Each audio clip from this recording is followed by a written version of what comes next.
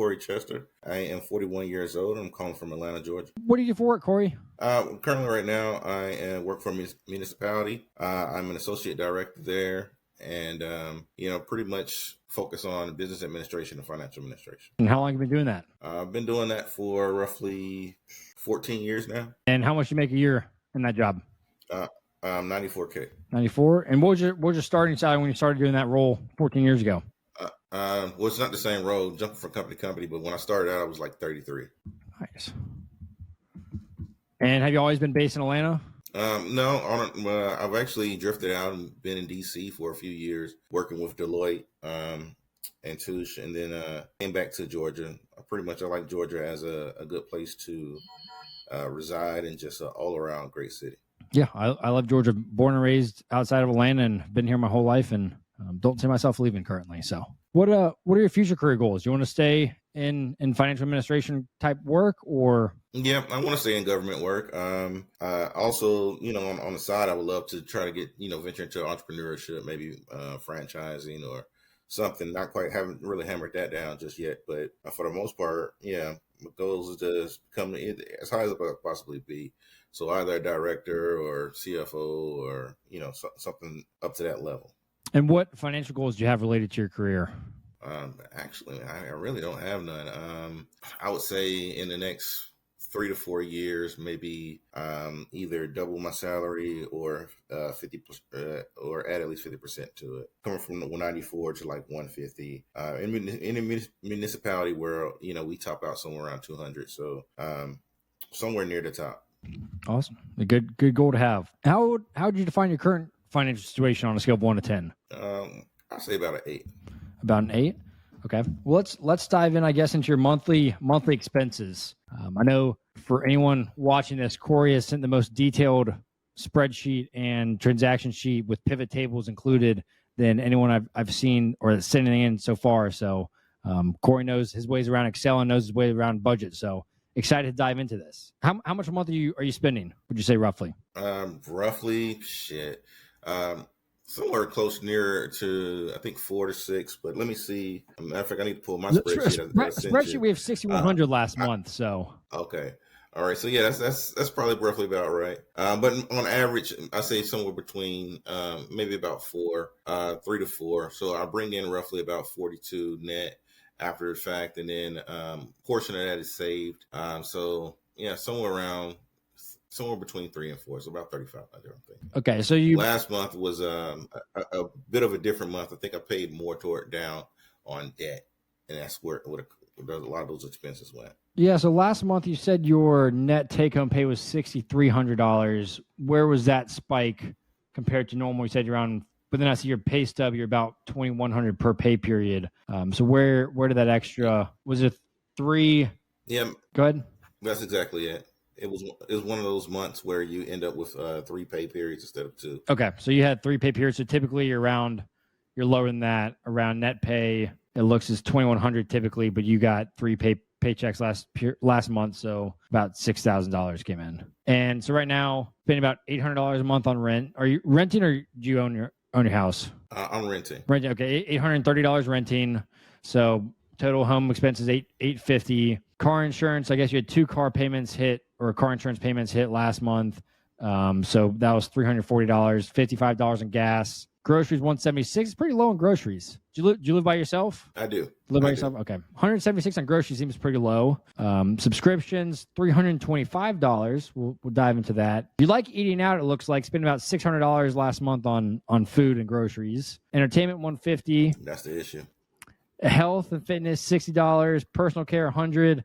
Shopping, you had a big shopping month, spending $560 shopping. And then we have $400 in other expenses, which is life insurance, storage, and wardrobe. I guess and then we have some debt payments in there. So let's talk about your current debts. I see 3 different debt payments in here. Can you go into detail on those 3 different debts? Yep. And so actually 2 of them is credit card. 1 is a tax bill.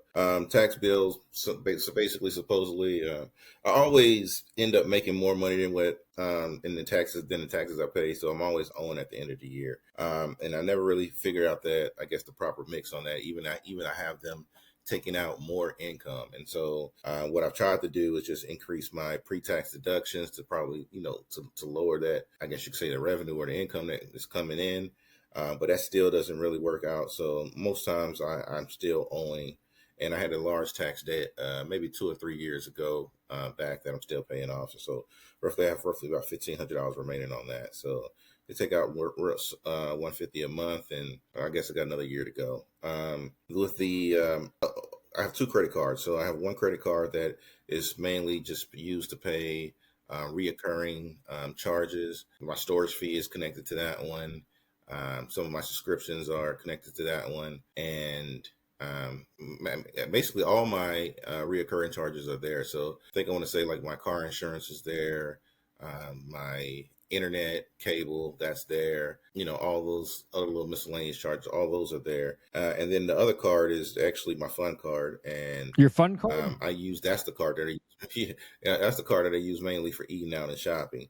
And as you can see in my expenses, that's the one where I did rack up a lot of charges last month, just eating out and shopping. I'm not a big shopper or anything like that. It's just, like we all do. I guess we have our valleys and our peaks, and when we go out and spend heavy versus when we don't. So for me, those are the 3 main areas of, you could say, reoccurring consistent debt.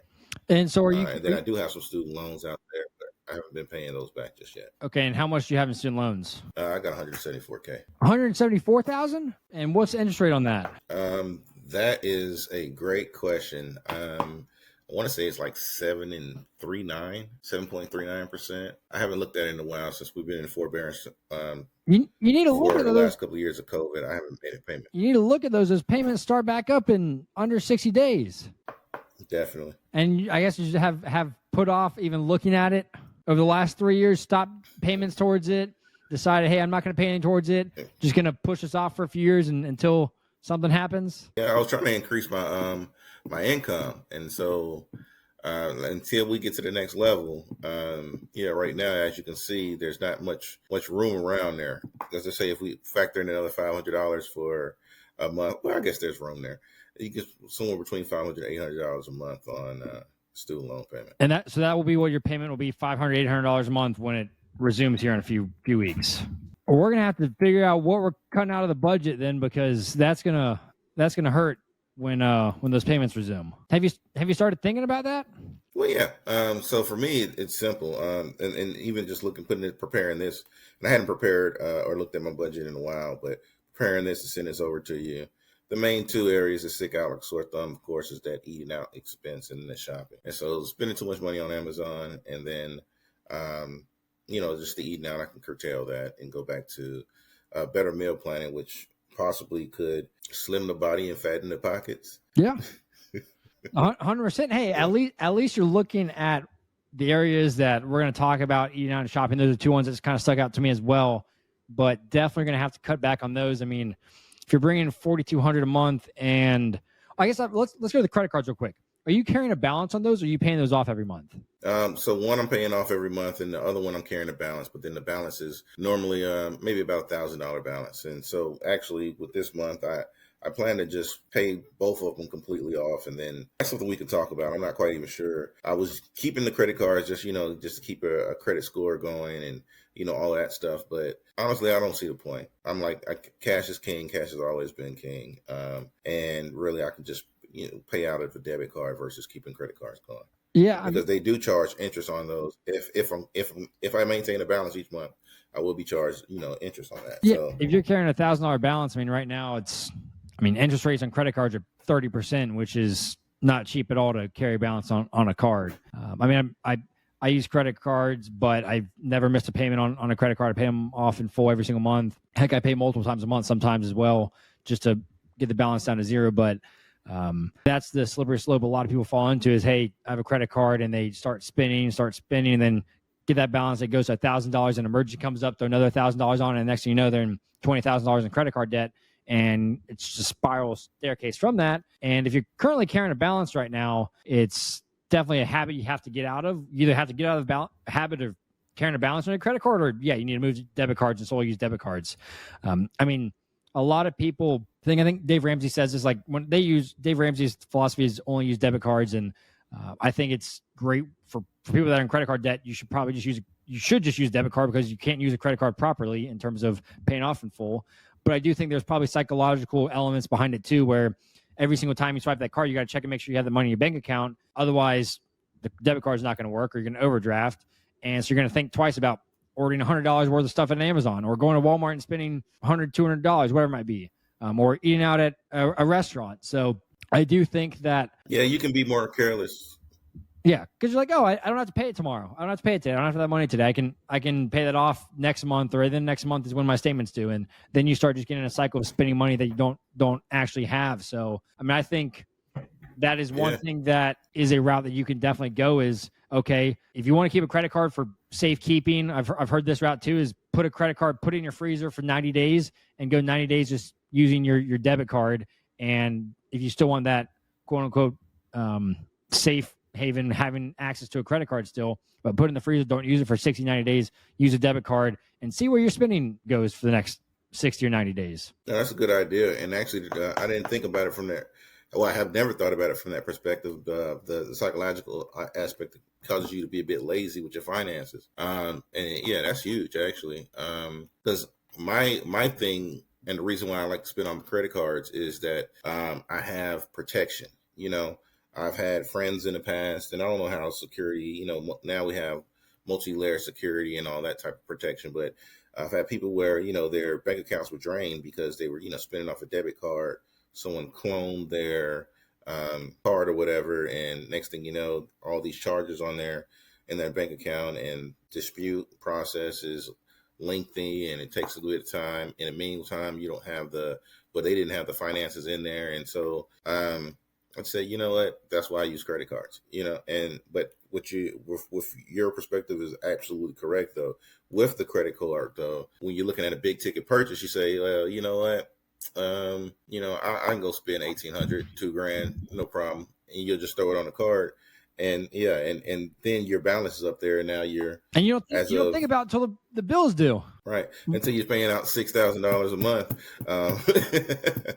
in expenses, and that's And I mean, a lot of people too, they argue, hey, I need credit card rewards, or I want credit card rewards, and credit card rewards can be great and all, but one, if you're spending more than you would with a debit card, and two, a lot of people do that and they find themselves $20,000 in credit card debt. And the reason credit card companies give out rewards is because people carry a balance and they charge 30% interest rate on it. They're not giving away free travel rewards because they're losing money on it. Credit card companies are some of the most profitable companies out there in regards to their P&L. In terms of net income compared to their revenue. I mean, they have great margins because they're charging such huge fees for processing and for carrying a balance. And I do think psychologically, you do think twice. I mean, it's the same thing with cash. If you walk into a grocery store and you have $50 or $100 cash, and like that's for your groceries for the week, you're not going to spend more than that. Same way with a debit card, you can't spend more than what's actually in your account. But if I go in a grocery with $100 cash, or I go in there with my credit card, 9 times out of 10, I promise you I'm probably spending more money with a credit card than I am with cash, because I'm like, oh, this doesn't feel, you actually feel that pain or the money going away when you use cash, versus with a credit card, it's just a magical number out there. So yeah, and then I have this thing going on where, and so I don't know if this ties into that, you know, the credit or debit piece, but like, the only thing that's hitting my debit account is that tax bill, because they would not link that ever to a credit card. But for me, I really keep the bank account low, and so as you saw on my pay stub, you know, a certain amount comes in each pay period, but I shift, let's say about 20-25% of that automatically over to, following that banking theory of, 50-20-30. Mm-hmm. And so I immediately send that 20% over to another bank account that I don't even touch. And then, you know, I have other money that additionally, whenever I get like a bonus or do some side jobs or something like that, and income that comes in there, I shift that over to like a money market account in my brokerage account, you know. And so I try to keep that debit account low. And if anything else in there, I'm pretty much taking and paying directly to those credit cards or those debt payments, as you'll see, you know, in my financial statements. So most times when I get a payment in, you'll see a large outflux go, and that's me making that payment to a card. So what is your thought process right now transferring money out of your checking account to a savings account, money market account, and not paying off this credit card debt completely, so you're not carrying a balance every single month? No reason. You just like paying the bank extra interest fees? I guess so, because in my mind it's based on. Complain. Yeah, no, not at all. Definitely, they love it. And you just, from what you just said, I really didn't think about the fact that I'm actually paying for the incentives I receive on my cards. But yeah, so for the most part, I never really thought about it that way. I can just be honest with you. I just never really thought about it that way. It's just, I figure, if I know what I'm going to spend, and so based on how I previously budgeted, I was really just trying to match my card payments to my actual expense. And so only time when I guess you could say have fun with my money or go over or go outside of my budget, that's when I begin carrying balances. And then, the balance accrue. And then, so then I would have to go from another account for my other savings or money market or something like that, transfer money back over to my main bank in order to pay the credit card. So then that's when you become the shuffling process, transferring from account to account type of deal. I mean, I think right now it would be smart to not be putting money in your money market account or in your other accounts and get this, the tax bill paid off and get the credit card paid in full versus worrying about, okay, let me go put some money in a high yield savings account or money market account that's earning 3 or 4% interest when your credit card's at 30%. And I'm not sure what your tax bill, there's interest on that or not. But frankly, I'd want to just get that out of the weeds and get that paid off as quickly as possible, especially when you have $174,000 of student loan debt that's coming rolling down the street right now and is expecting a payment on September 1st, September 30th. I forget which day. So you're saying, so I'm with you on that. But then, and I guess you're saying, well, let me ask you this question. So would it be better just to, let's just say, get rid of one card, as you can say, like Dave Ramsey says, cut the cards or whatever. Dave Ramsey lives on a no card type of lifestyle, just pure debit. So would you just say it's better to just have one card for emergencies, or just one card, or just get rid of both cards and then just move accordingly from there? I think a good strategy, looking at your finance around and looking at your spending, would be, let's get rid of one card and let's consolidate to that other card and put that card. I think Dave Ramsey teaches us to, or George Camel, one of them, and they say put in the freezer for 60 or 90 days. Don't touch it.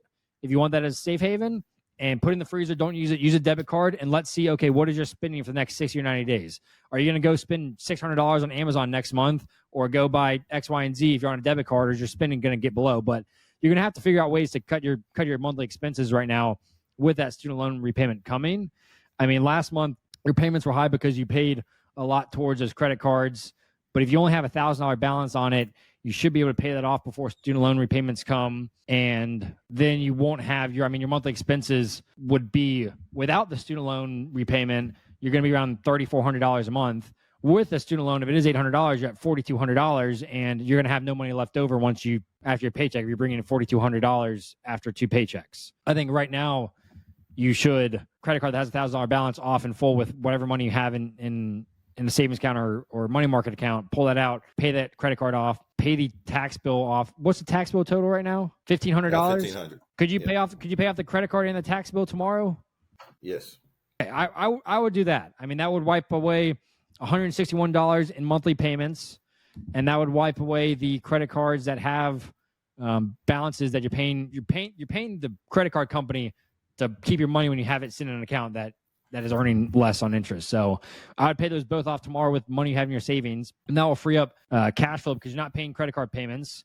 And then your monthly expenses, if we get rid of we're not accounting for student loans, you're going to be about $3,200, $3,300, and that's without cutting out more in your eating out, more in your shopping budget, which I think also should be tackled more, because you do have, frankly, $174,000 in student loan debt is going to take you a long time to pay off, and is at pretty high interest rate at 7%. So should be putting more than the minimum payments towards that as well. But yeah, I would do that. I'd get rid of one credit card, pay off the other credit card in full tomorrow, pay off the tax bill in full tomorrow, use a debit card for the next 60 or 90 days, and see what does that do with your spending. Do you think twice about ordering something on Amazon? Do you think twice about eating out? and see where your expenses land up over the next 60 or 90 days, because you're going to be in for a rude awakening come September, October. If you get an $800 student loan payment bill at your door and you're still spending the way you are on eating out, shopping, and have the tax bill payment coming out still and have credit card payments because you're carrying a balance there. Got it. Yeah. No, actually, I agree with all of that. Yeah, and I actually do feel as if I wouldn't eat out as much if I was using a debit card versus credit card. Sitting here in Atlanta traffic, you go. Well, I work long hour days, about 12-hour days, most days from 7 to 7 or something like that. So if I don't bring my lunch into work, and even when I do bring my lunch into work, sometimes you leave and get caught in that traffic. Or just the distance in general. You pass so many different restaurants, and then so many different thoughts come into your mind. I guess it's kind of like going to the grocery store hungry. I guess you can't get in your car without eating before you get in your car. Because last month you got Longhorn, you got Subway, Yard House, KFC, McDonald's, Burger King, Taco Bell, Subway, McDonald's. There is how many different transactions? We got 42 occurrences in eating out category last month, which is no small number. And then and then some of them are just like little quick snacks here or there, stopping at the Quick Trip or something like that and grabbing a donut or a coffee or I don't know. Yep. So I think if you start cutting this out, $600 a month in food. At restaurants, that's about what I spend a month with my wife. Our budget is about $650, I think, for restaurants, and we're two people. And I like food. I like to eat a lot, and $600 on a sole person, that's a lot to be spending on a single month. So I would see, okay, how do we? Yeah, and I was gonna say, how do we cut this stuff out, get that out to $350 a month, cut that down $200, and then that adds again $200 more in your budget where you're not spending elsewhere, and you have more ability to pay these student loans off quicker and go towards other things as well. Got it. And so even I'll cut that. Well, I don't know if I can cut it down that much, but you can do it. Say if I cut $200, you only spend $175 at the grocery store right now. You're not spending that much at the grocery store right now. So start doing that. Some of that money, if you cut out $300 and eating out, yes, some of that's going to go towards the groceries, $150, but it's going to save you a couple $100 a month in total expenses. Yeah, I got you. No, and so my issue there. And then it's gonna sound like another excuse. It's gonna be an excuse. But I was trying to budget. I was trying to be a better budgeter, but I end up eating out way more than I should. But the thing there was more so of, well, I'm a single guy. I work down there 12 hours a day. The whole meal prepping stuff was going out. So I was spending basically like $80 a week at the grocery store, but I still was eating out. And so I would come home and after a week or 2 weeks and have to throw away all the groceries that I had purchased or something like that. And so I said, what, I could save money, or at least I thought, until I put these numbers in front of you, I could save money by just eating out more than going to the grocery store. But I don't know. I take $80 a week in groceries over $150 a week eating out. And then so I think you do that eating out. I think obviously you work long days, 7 to 7. It's tough to come home from a long day of work after you're sitting in Atlanta traffic in the heat and come home and fix a meal. But I think that will give you more flexibility, more freedom too, and not be putting yourself where you're carrying a balance on your credit card. Got it. Let's talk about shopping right now. That's a big line item right there. $561 last month. It looks like Amazon's one of your best friends a few different days of the month. Walmart, what are these transactions? Spending $100 Amazon, $60 Amazon, $30 Amazon, $20 Amazon, $60 on Amazon, $100 Walmart. You know what? I can't even account for them. Stuff you don't even need. So I'm a book exactly. I'm a book advocate, and so I every once in a while I would go and purchase from thriftbooks.com or some type of bookstore, or pick up some book here or there. Other than that, on like Walmart and Amazon, I think last month I was pretty much preparing for this month. This was my birthday month, so I knew I was going to buy a new gun, and so I was purchasing I guess you could say, the cases, the holsters, I don't know, just miscellaneous things, tools, and items that's needed to, because when you're buying a gun, it's a whole freaking experience. You know what I mean? It's like you just don't buy the gun; you have to buy all the accessories and stuff that goes with it. And so I was picking up little knickknacks, accessories here, there, and then when you're also shopping, that's the other side of shopping. something might flash on the screen and you say, okay, I click on that, get that as well. And I try to manage it a little bit better. And I say, okay, you know what, I'm going to think about it, come back the next day. But then that's when you'll see, an item where, oh, he shopped at Amazon, 2-3 days in a row. And so as opposed to just buying it all at once, I maybe thought about it, maybe tweaked it a little bit and bought a better product the next day. So, but still I can actually say for majority of my spending, since I am a single guy, there's not much that I need outside of my wardrobe for work. And so, so really it's just fun. Yeah. And I get that. I think Amazon, frankly, the way it's so easy to buy things on there, it makes it easy to, okay, I want this or I want that. Let's add that to the cart, or this popped up, whatever. Do you have Amazon Prime? I do. That's one of the subscriptions. Do you use the mobile app or do you use it only on your computer? I use the mobile. Do this, and it works for me. Delete the mobile app off your phone, and your Amazon purchases will decrease tremendously. I still have accessibility to it on my desktop, but I don't have one tap on my phone, which I'm on my phone a lot of the day, where I can just buy it instantly wherever I am. If I'm out and about, I'm on running errands, or if I'm sitting on the beach or whatever it might be, and I can't sit there and order Amazon. So I have to actually do it when I'm in front of a computer and I actually need it. So that's something I would definitely do, is delete Amazon app off your phone, and then you only have it on your computer. I would bet your spending would go at least down by 30, 40, 50% over the next few months, because you don't have that one tap on your phone that's in your pocket every single second of the day. I'm with you on that. I'll try that out. And then, and how much did you say I spent last month on shopping? Shopping, you're $561. All right, so between eating out and shopping, that's roughly about $1,200. Yeah, about $1,200 a month shopping and eating out.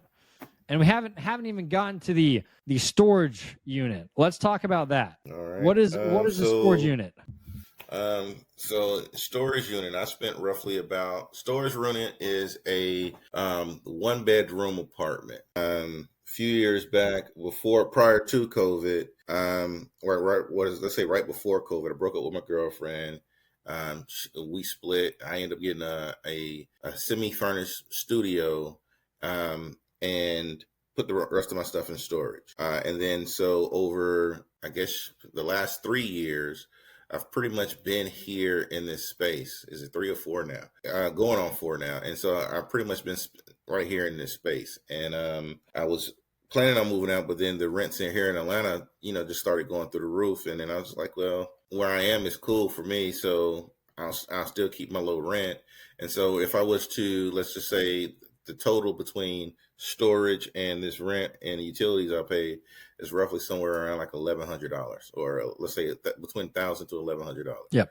So I just say, you know what? Yeah, it just made perfect sense. And then I was like, I was going to save to buy a house, and that's where that savings is going. It's just, to save it for the down payment or whatever. So then I said, when I move out, I'm just going to move into a home versus that. So I just keep that over there on the side just to keep my furniture and everything. But parts of me have always said, man, I should have sold it a long time ago, because now I'm roughly $200 a month at times 4 years. 4 years in, or now I'm getting close to $8,000. Close to $10,000. $10,000 in storage units. You got at least a couple $100. I don't know what furniture and stuff you have in there as well, that you can sell as well. I mean, that thing. You have great rent right now, $830 in Atlanta. It's great living by yourself and have cheap rent there. So definitely keep that. But you're paying $213 a month towards storage. And heck, what I would do is get rid of that storage unit, sell everything in it, and use that to pay off, start paying towards your student loans. Extra $200 a month towards storage, going towards student loans. I mean, your interest rates on student loans are 7%. That's not a low interest rate. Your money's not sent in a bank account cheaper, or going to earn more money in your bank account. So I would get rid of that storage unit next month and sell everything in there. If you move out, then okay, great. Let's save up cash to buy new furniture if you want to when you do that. But I mean, right now you're $174,000 in debt. I mean, in regards to your student loans. So I think everything should be going towards that, so you have the ability to buy a house or have the ability to go on a vacation, whatever it might be. But I mean, talking about buying a house right now, when you're $174,000 in student loan debt and you're carrying a balance on a credit card, I don't think that's the best thing to think about. Okay, I need to save money and buy a house and your payment's going to be a lot higher on a house right now than it is, your rent. I mean, whatever, no matter. But isn't that like the American way? The American way is dead. The American way that everyone says is the dream is dead. I mean, the average American has how much credit card debt, how much car loan debt. I mean, the American way is not the dream. Yeah, it's not. And so here's the thing: everyone goes to college, and they say if you want to make something out of yourself, you got to at least get a master's degree or doctorate. So you're going to be hanging over there 100K plus in student loans, regardless. And then let's just say like the housing market here in Atlanta, and of course it's gone crazy over the last 5 or 6 years. But the average home price right now is somewhere between $300,000 and $330,000. You know what I mean? And so you're looking at a $60,000 down payment, but then add that on top of my student loans, and then you're all in somewhere around like 500,000 or better, and that's just the normal way. And then you factor in. Luckily, my car is paid off, but let's say you want to upgrade the lifestyle, then you of course add in the car and add in new furniture to furnish that home, and so though your expenses are through the roof, and I'm pretty sure you see other people's expenses that are through the roof because of that. They're carrying a higher everything, and then and then the mortgage that comes along with that is almost, I'm pretty sure it's double what I would be paying, what I'm currently paying now. So yeah, I mean that yeah, it's just, but that's right now. I don't think there's really a way out of it though, right? There is a way out. There's a way out. You got to live below your means. I mean, you're making good money, making $94,000 a year. You want to increase that to $150,000 next few years, but I think you do that by figuring out how can you pay off these student loans quicker. I mean, you're not going to earn 7% interest on sitting in a checking account. Invest in the stock market. Yeah, you can earn 7 to 10%, but with $174,000, you should be paying that off as quickly as possible.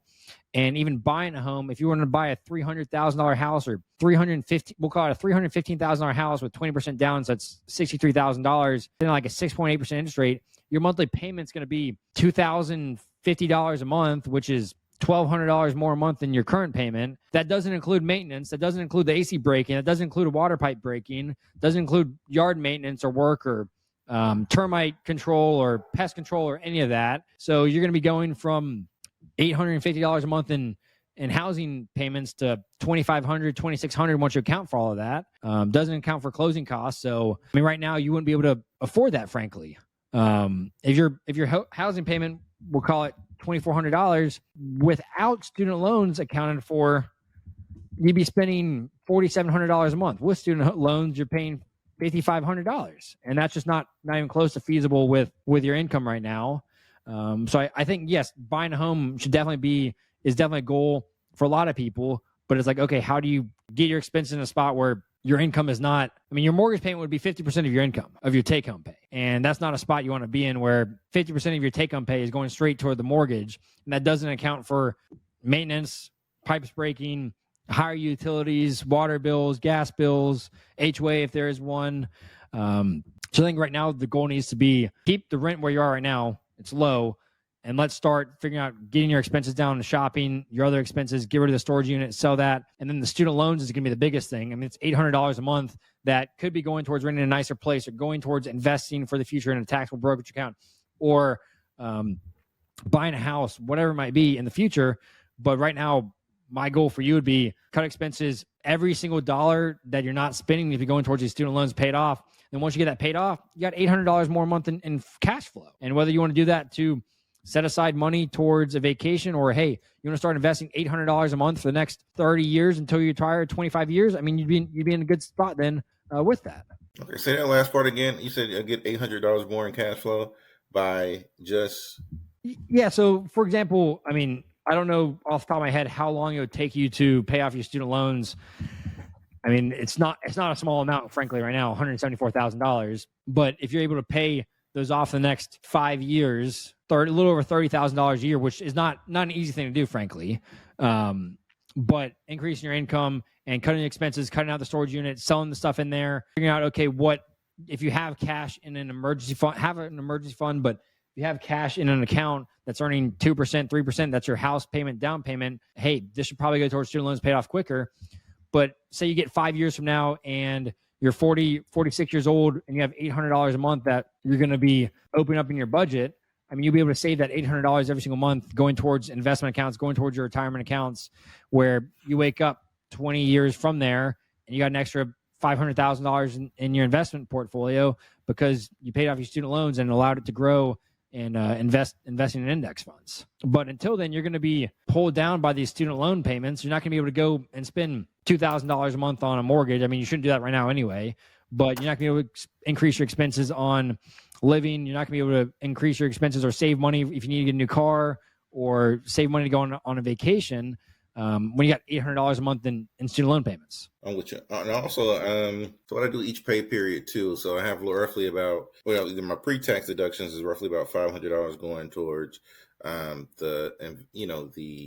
401ks and all that. Yep. But then I also have another $250 coming out after tax deduction going to another, I think like a Roth B plan. And then I have another $400 that's just being transferred over to a different bank. And that's what I was saying. That's part of that savings piece. And so, the true stuff that really flows through that bank account that you're looking at is roughly, I think, like $1,600 a pay period. That's really just flowing through there. And then, whatever balance is in there is what I'm also using to pay. And so do you think that's a smart thing to do where I'm currently at, or should I cut back on some of that and just I don't know, and then use that money to pay down debt somewhere else? So I guess the retirement accounts, I think, are good. Keep those going. Is what I would do. The $400 that you're transferring to your down payment account or to a money market account or a brokerage account, I would stop that and start throwing that towards the debt every single month.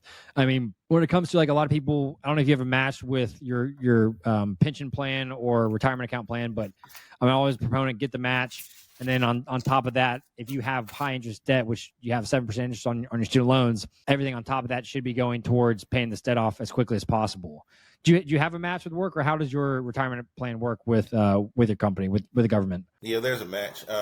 And so where I'm currently in, it's 5 years before you completely invest it. So I have another year to go there on that. And then they match dollar for dollar up to 99. Well, it's 99% of 7 or 6%, but I'm pretty much maximizing that part out. Yeah, I would take that dollar for dollar match up to 6% or 7%, whatever it is, and then I wouldn't go above that. And every dollar that's not going towards that needs to be going towards paying the 7% interest rate debt off. So, because frankly, that's going to have your hands tied for the rest of eternity until you pay that off, because $800 a month, that's 25% of your take-home pay is going directly towards the student loans once this resumes here in a few weeks. Yeah, that's pretty much.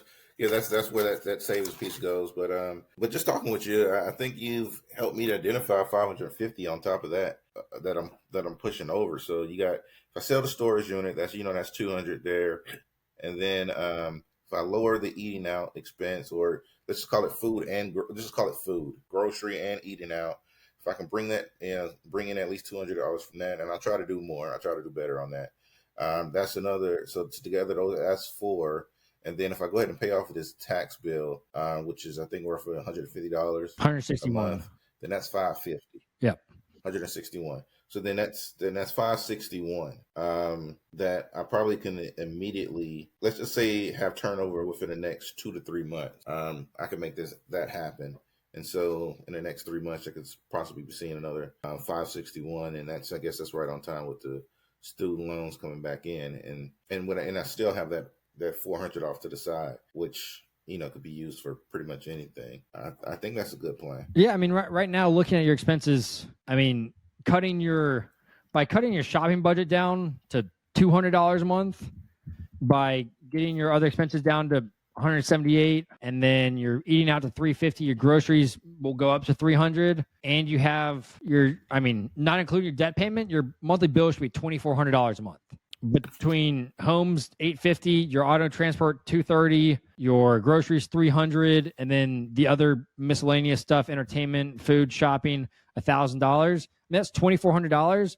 That means you should have $1,800 left over every single month going towards these debt payments, and that is going to be paying $1,000 more a month than your minimum payment on your student loans. I mean, $1,771 is what I see on my end. If you cut those down, you stick to it, and I think you can still cut down some of these other expenses even further. I mean, an extra $900 a month going towards your student loan payments, $1,000, you're going to be able to pay that off a lot quicker. And then when you do get all that paid off, I mean, you'll have $1,700 a month that you can put towards saving towards a house or saving more for retirement. But I wouldn't even think about buying a house. I wouldn't even think about buying a new car or doing anything until $174,000 in student loan debt's paid off. One thing, No, I was gonna say that's a tough ask, but you're absolutely correct. I mean, You're right on the money. It's a tough ask, but I guess the question is, you're going to be 65 years old and still have $100,000 in student loan debt. No, sir. And the government's not going to help you. That was announced last week or 2 weeks ago. The government's not going to help you. They're not going to pay off your student loans. They're not going to erase it. And so right now, it's up to you to make that decision whether you want to get out of this debt, you want to get out of this hole, and do something about it. So I don't want you to be 65, 67, 68 years old trying to retire and still have $100,000 in student loans because you refinanced them in 10 years to lower the payments. You did X, Y, and Z. I want you to figure out, how do I pay these off in the next 5 years, if not quicker? Find new opportunities, side gigs, part-time jobs on the side, ways you make more money, cutting expenses, etc. Get these paid off within the next 5 years. And then you're going to be sitting here 46 years old and your monthly expenses are going to be $2,400. And by then you should be making hopefully $130,000, $150,000, $170,000. And you're going to have a lot more cash flow in there to be able to enjoy life, to be able to travel, to be able to save money and buy a house. But until you do that, if you get the next pay raise, what I would do is, okay, every single dollar of that new pay raise needs to be going towards this student loan debt. And then when you pay off the student loan debt, you're going to have more money than you know what to do with it, because you're going to have $2,000, $3,000 in extra cash flow that, okay, I can save $36,000 over the next year and start saving towards a house. Or I can put $36,000 a year towards a brokerage account if you're making more money at that time and you have paid off your student loans completely. Got it. I'm with you. All right. All that sounds solid. It's not going to be easy. I'll be completely frank with that. I mean, sitting here and not driving down the street and not going to Taco Bell or McDonald's or Chick-fil-A or KFC or whatever it might be when you're hungry and tired from work, it's not going to be easy. There's two ways of life. There's the easy route, and the easy route here is continue doing that and continue to have these $174,000 in student loans that you even thought about in 4 years, continue to ride with you for the rest of your life. Or there's the hard way that's hard for the next 5 years, but then 5 years from now, your life's going to be a lot easier and a lot more enjoyable when you don't have $174,000 of looming debt over your head. Yeah, and that's just going to take a little bit more focus and discipline. And before I was working these crazy hour these days. Well, I guess always working in finance, you're always working 12-hour days, or 10-hour days. But that whole get rich quick thing. I was trying to trade options and all that, and I ended up losing. Actually putting myself in debt, and I ended up losing a ton of money. How much money did you lose? I had to actually I lost $50,000. No, you lost $50,000 trading options? Yes. You're kidding. Yes. And I thought it was good. Because I had, built it up, and did everything else. And so actually I built it from a smaller, and so I lost 50,000. And then I had, I think like another 25,000 in leverage that I lost on top of that. And so, it just tumbled. And so I thought I had a formula. I thought I had a thing. And I don't know, I got careless, reckless or something like that. And so, that was something where I was hoping to be in a better place by now, a way better place by now than that. So I learned to take things slow and still trade, here or there. But no, stop trading. Stop trading. You're $174,000 in debt. Stop trading. Trading options, you will lose money 99 out of 100 times. No matter, I mean, you lost $50,000 trading options, and you still are trading here and there because of that high, like you're at the casino. You have that high when you're at the casino, and you win a hand, and you're like, oh, I'm on top of the world. You want that back? Exactly. And I would say, the reason I went reckless was because of the casino theory, and you have to, your formula doesn't work out every single time that you place a trade, but sometimes, but majority of the whole goal is to win more than you lose, or win more times than you actually lose. So the goal was to get to, let's just say 7 out of 10 trades, which means I would lose on 3, but then it was a whole thing of having to, manage the amount of investment, the risk reward system, all that kind of, all that crazy stuff that goes along with it. But then the thing that I realized is I didn't really necessarily have the time, because of my day job, to focus that energy to make sure that my setups was correct and all that kind of stuff, and just everything. So when I say a trade here or there, and the reason why I still trade here or there, because it's the only thing that I've seen successfully on the side that will bring me side income money. But I'm not consistently doing it enough to be able to count it or depend on it as if it was actually a side job or side. You can't, but you can't even say that is consistent income when you lose $50,000 doing it. You're right. So, I mean, you need to stop that. You're $174,000 in debt. There should be no trading options. That money should be going towards paying off this debt. You're not gonna make $174,000 trading options before you lose all your money. I mean, yes, there's 1 in a million people are doing that, and they're trading options making hundreds of thousands of dollars. But for every one, there's 99 people that are losing everything that they put in. You're an example of that. $50,000 out the drain. If you continue to do that, I mean, that's money that can be going, guaranteed money that you have in your hands that can be going towards paying off these student loans versus, hey, let's go flip a dice and hope I roll a 3 and triple my money. I mean, that's just not odds that are in your favor. And that money can be going towards paying off this debt and getting you out of this hole, not trading options. I mean, with investing after that, once you get out of debt, I mean, I've learned this the hard way myself. I got caught up. I won't lie. I mean, I got caught up trading individual stocks or whatever when the SPAC world was popping off in early 2021, I guess it was. And all the companies going public in SPACs. I was like, oh, that sounds great. And I lost money doing that. And guess what? Since then, I only invest in index funds. I've made a lot of money in my life trading single stocks. I bought Apple in 2014, 2015 when I first started my company, and have done okay with that. But I learned that for every winner that you have, you're going to have 5, 6, 7 losers probably. And I'm better off. I'm not smarter than Wall Street. I'm not smarter than the senators that are beating the S&P 500 with their trades. I need to just put my money in index funds that are tracking the S&P 500 or tracking the total world stock market or whatever it might be. Certain index funds that are low risk, they're not 100x returns like the option traders on YouTube teach you, but I know that I'm going to, as the U.S. economy grows, my portfolio is going to grow on average 7%, and I'm okay with that. And I know if I do that consistently for the next 40 years, I'll be in a great spot. If I do that for 20 years, I'll be in a great spot. And I learned the hard way losing money trading single stocks. So my philosophy now is index funds, index funds, index funds. And that's part of the reason I started this too, is like, I want people to learn from my mistakes. I mean, I've lost tens of thousands of dollars trading single stocks. And I realized I'm glad it wasn't more than that, but I've learned that I shouldn't have done that. And I would have been much better off putting that in index funds at that time. I'd be up on my money right now versus being down 90% on certain single stocks. Trading options is the same way. Trading options is going to just continue to put you in the spot where you might get one winner and you're like, okay, great, I'm up $1,000, up $5,000. And then guess what? Next thing you know, you're going to be down $10,000 the next week. And when you have $174,000 in debt, not a good thing to do. I mean, if you have $10 million and you want to sit here and trade options with $10,000, by all means, do it. You're going to lose your money and whatever if you decide that if you have $10 million.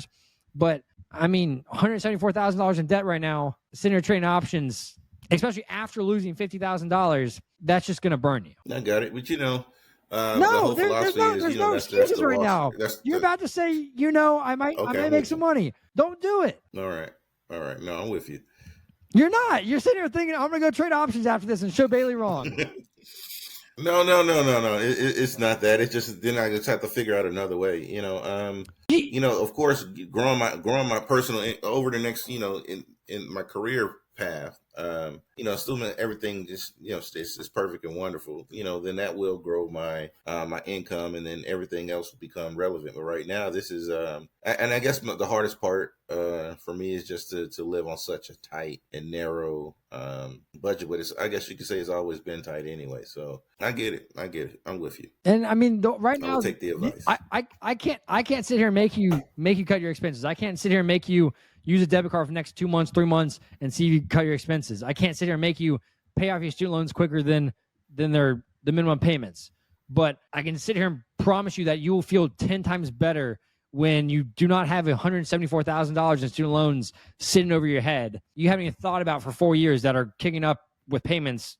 In a few weeks, you're going to get your first bill again and say, hey, your payment's due in 30 days. But I can promise you feel a lot better about your income, about your life, about any of your financials, and you have more flexibility and freedom to spend more money, to buy more books, or to travel, or whatever it might be, when you don't have that overlooming your head. And it's not going to be easy, but you can choose your heart. You can choose your heart of the hard way of life of having $174,000 in debt, not doing anything about it. No one's going to do anything about it for you.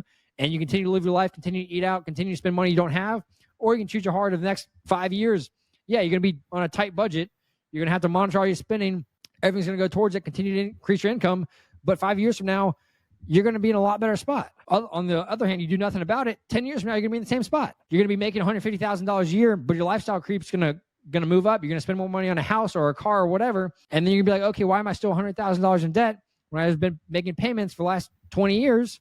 And you're going to have the same conversation or thought in your head of, yeah, I should do this, but it's going to be hard. But then you're going to continue with a hard that is a miserable life of having those payments. You work in finance, you know this. Yeah, Bailey. You know what, Bailey?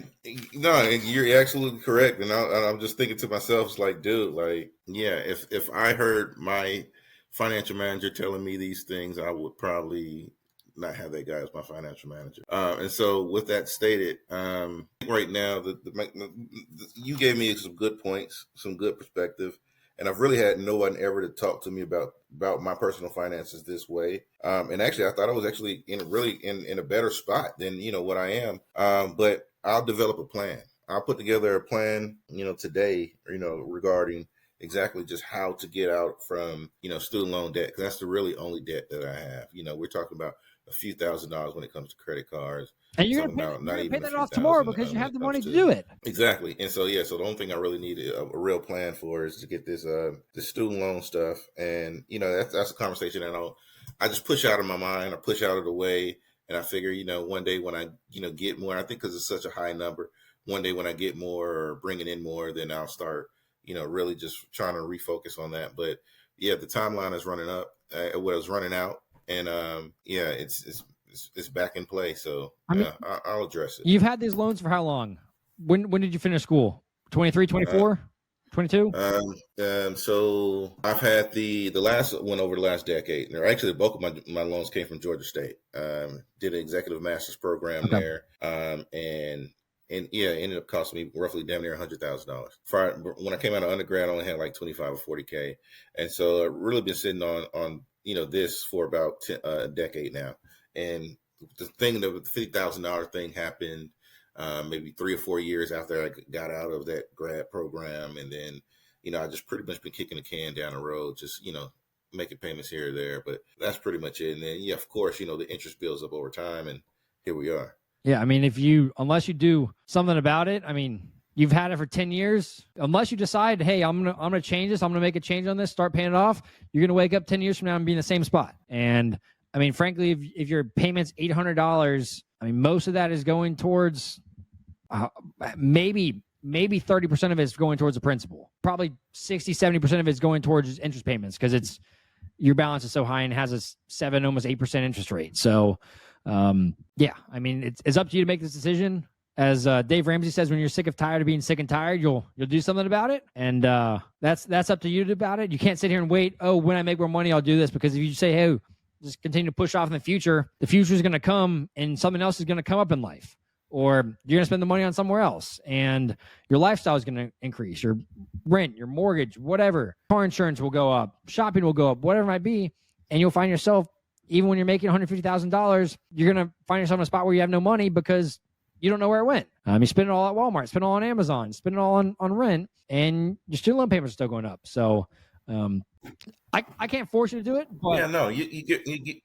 No, I'm with you. I'm already on it, and the crazy part about it, and now that I'm thinking about it, and you were talking about it in this timeline and all this stuff, and when certain things, and 50K was just the largest number, but I've lost more over the years too. No. But thinking about that though, I could have probably already had the majority of this student loan debt paid off. You could have 100%. In hindsight, $50,000 there. Plus, I mean, if you just continue to make payments when interest wasn't accruing over the last 4 years, I mean, if you had paid that $800 a month with no interest accruing, that'd have been $40,000 over the last 4 years. And then $50,000 that you lost, you'd be under $100,000. Yeah. So yeah, you're right. You're speaking 100% truth, and I needed to hear it this way. So that's the point of this show. I want to sit here and help people with their finances, figure out the harsh reality that some people are in. And I mean, you're making money, you're making good money, you're making $94,000 a year. Let's continue to increase that, but you got to figure out what matters in your life in terms of your expenses. Let's cut these eating out things. Let's cut the storage unit. Let's sell that stuff. Let's cut some of the shopping, and let's start throwing this towards debt. So 5 years from now, you wake up and you're living a life that you love. You're living a life that you have freedom and flexibility to go get a nicer place, or to save money for a house, or travel and go see the world. But you have $174,000 of debt overhanging your head for the next 20 years of your life. You wake up, you're 61 years old. It's not going to be a fun spot to be in. No. So yeah, you got to attack it at some point. Well, Corey, I really appreciate your time today. I'm here to hold you accountable. I want you to make a plan with this debt. Sit down. Okay, this is my budget for the next 2 months. I'll follow up with you in 2 months and say, okay, how did the last 2 months go? Where'd the spending go? What's your plan for the student loan debt? And maybe we can have a catch-up call in 6 months from now or 12 months from now and say, okay, where are you at with this?